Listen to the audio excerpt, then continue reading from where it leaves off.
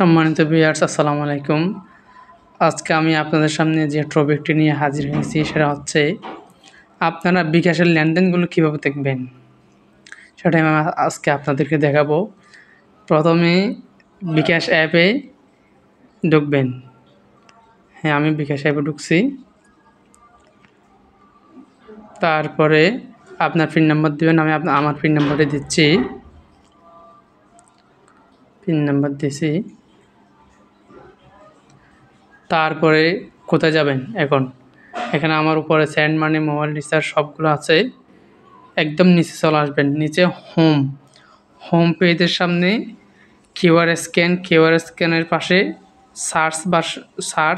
সার্চের পাশে ইনবক্স আপনারা টিপ দেবেন। ইনবক্সে টিপ দিলে এখানে উপরে উপরে দুটো অপশন আসবে। একটা হচ্ছে নোটিফিকেশন, আর একটা হচ্ছে লেনদেন সমূহ। আমি লেনদেন ক্লিক করব। এখন আমার সব লেনদেন সমূহ চলে আসছে।